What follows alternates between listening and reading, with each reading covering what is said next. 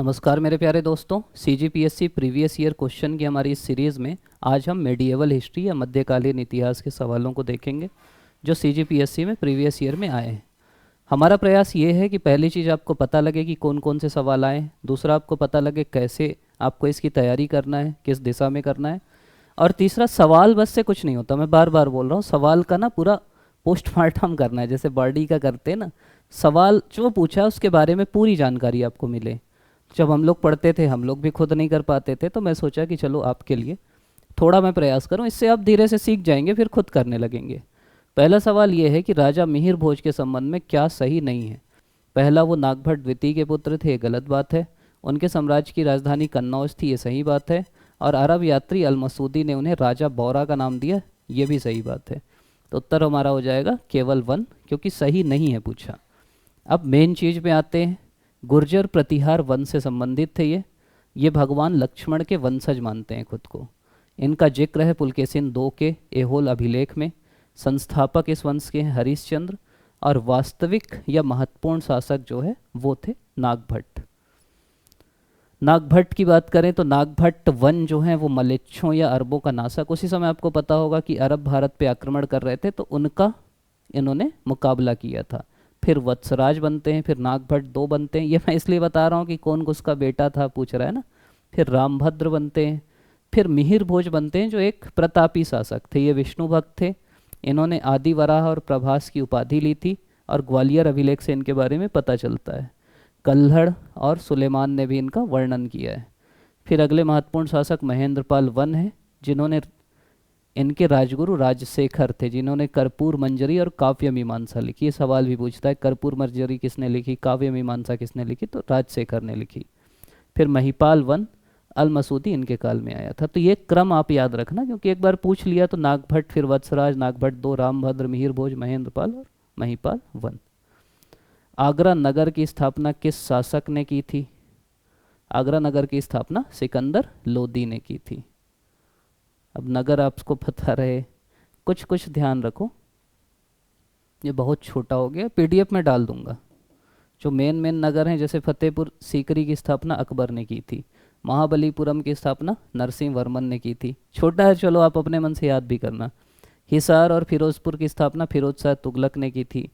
पाटलिपुत्र की स्थापना उदयन ने की थी। ठीक। श्रीनगर की स्थापना अशोक ने की थी।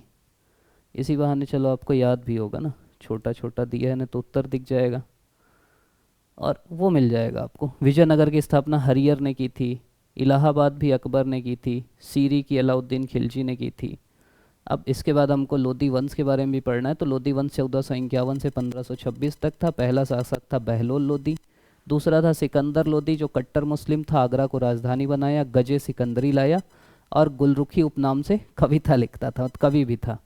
फिर आखिरी था इब्राहिम लोदी, 1517 से 26 तक था। 1526 में, अप्रैल 1526 में पानीपत का पहला युद्ध हुआ। बाबर इसको युद्धभूमि में मार के निपटा दिया।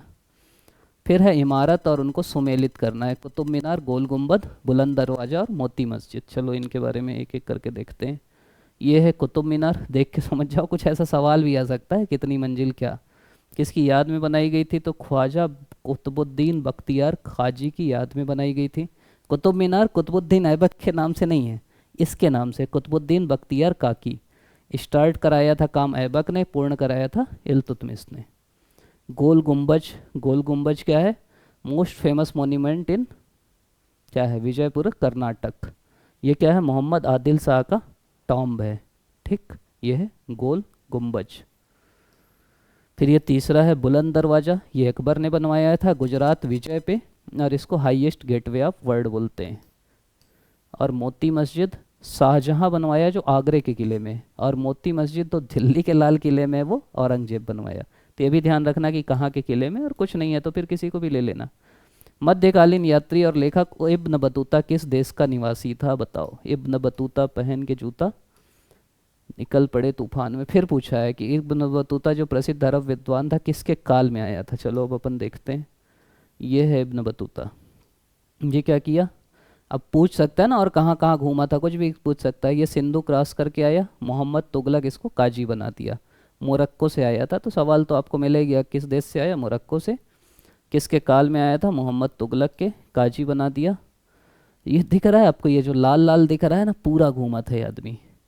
ये देखो, ये पूरा, ये पूरा, ये पूरा, ये पूरा, ये इधर इधर इधर, ये इधर, ऐसे ऐसे, ये देख रहे हैं, ये फिर ये चीन भी गया था, फिर ये घूम के इधर भी गया था, पूरा दुनिया घूम लिया था ये आदमी, इब्न बतूता।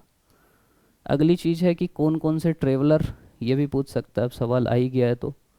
ठीक, एक है अल बरूनी, कहाँ से आया था? उज्बेकिस्तान से।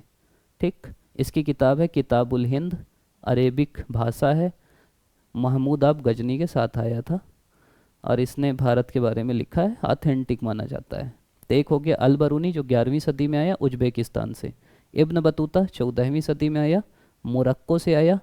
इसकी किताब का नाम है रहला, भाषा है अरेबिक, और लिख मोहम्मद बिन तुगलक के काल में था। तीसरा है फ्रांसिस बर्नियर, ये 17वीं सदी में फ्रांस से आया। इसकी किताब है ट्रेवल्स इन मुगल एम्पायर, अंग्रेजी में लिखा, ये शाहजहाँ और औरंगजेब के समय में था। वो जो युद्ध हुआ ना उत्तराधिकार का, ये सब देख रहा था। तो ध्यान रखना, अल बरूनी, इब्न बतूता और बर्नियर, किसके काल में, किस देश से, और किताब का नाम, क्योंकि पूछ रहा है तो। चंगेज खान के नेतृत्व में मंगोलों ने भारत में किसके समय में आक्रमण किया था? तो चंगेज खान के नेतृत्व में इल्तुतमिश के समय में किया था। वो उधर से ईरान के शाह का पीछा करने आया था। ईरान का शाह बोला भैया शरण दे दो, इल्तुतमिश बोला नहीं करूँगा भाई, मैं दूंगा तो मैं, मेरे को मार देगा चंगेज खान। तो इल्तुतमिश ने शरण देने से मना कर दिया था। तो पहला मंगोल आक्रमण यही है, और इसी के कारण अलाउद्दीन बड़ी सेना बनाया था, इसीलिए वो सब जो सुधार करता है ना, वही कारण था। हदीस क्या है आप सुने होंगे, एक इस्लामिक कानून है। कौन सी जोड़ी और राजधानी सुमेलित है? पल्लव की राजधानी कांचीपुरम, सही बात है। पांड्य की मदुरै, सही बात है। चोल की तंजौर भी सही है। होयसल की द्वार समुद्र भी सही है। चेर की वंजी या वंची है, ठीक, तो चेर की गलत है। राज्यों की लोकेशन देख लो, ये आंध्र है, यहाँ वाकाटक थे, यहाँ कुंतल थे, कुंतल नरेश, बाहुबली याद आया। यहाँ कदम्ब थे, ये पल्लव थे, ये कोंगू थे, ये चोल थे, ये पांड्य थे, ये चेर थे, ये पुजमिंडू थे। तो नाम है अलग अलग, ठीक। और देख लो, कलचुरी हैं, गढ़वाल हैं, इधर पाल हैं, तोमर हैं, इन जगह ध्यान रखना। चालुक्य हैं, चोल हैं। तो इससे क्या होता है कि तुक्का लगाने में आसानी होती है। एलोरा का कैलाश मंदिर का निर्माण किसने किया था? तो ये किया था कृष्ण प्रथम ने। ये बहुत इंपॉर्टेंट सवाल है, याद रखना। एलोरा गुफा ये है, इसमें 34 गुफाएं, और एलोरा ऐसी है जहाँ हिंदू, जैन और बुद्ध तीनों धर्म से संबंधित ग्रंथ मिलते हैं। ग्रंथ सॉरी, तीनों धर्म से संबंधित स्थल हैं, वहाँ मंदिर हैं। राष्ट्रकूट वंश, क्योंकि अब कृष्ण प्रथम का नाम आ गया, तो दंती दुर्ग इसका स्थापना किया, मान्यखेट को राजधानी बनाया, और भाषा कन्नड़ रखा। अमोघ वर्ष प्रसिद्ध राजा है जिसने कविराज मार्ग की रचना की। कृष्ण तृतीय ने रामेश्वरम में कृष्णेश्वर और गंगा मार्तंडादित्य मंदिर बनाए। तो कृष्ण तृतीय पूरा जीता था चारों तरफ। इससे क्या पता चलता है कि रामेश्वर तक जीत गया था, समझ रहे, यही सबसे पता चलता है। किस चोल राजा ने जल सेना प्रारंभ की थी? तो प्रारंभ की थी राजराज वन ने। चोलों के बारे में अगर हम पढ़ें तो विजयालय ने स्थापना की, परांतक बनाया, फिर राजराज बनाया 985 से 1014 तक। ये उत्तरी श्रीलंका और मालदीव जीता। ये सैव था, और बृहदेश्वर या राजराजेश्वर मंदिर बनाया। इसका बेटा इससे भी अच्छा था, इसने पंडित चोल की उपाधि ली। बंगाल जीत के गंगई कोंड चोलपुरम की उपाधि, बंगाल जीता और गंगई कोंड चोलपुरम की उपाधि ली।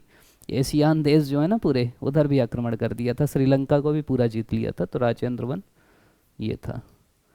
तो ये हमारा आज का वीडियो है, उम्मीद करता हूँ आपको अच्छा लगा होगा, और हम लोग आगे फिर डिटेल से पूरा बनाएंगे। ये मतलब आपका जल्दी जल्दी रिवीजन हो। एक आपको ना ये वीडियो इसलिए कि आपकी एक समझ बढ़े कि कैसे पढ़ना है, किस विषय को कितना पढ़ना है, तो उसके लिए वीडियो है। आप सभी देख रहे हैं, इसके लिए आप सभी का बहुत बहुत धन्यवाद।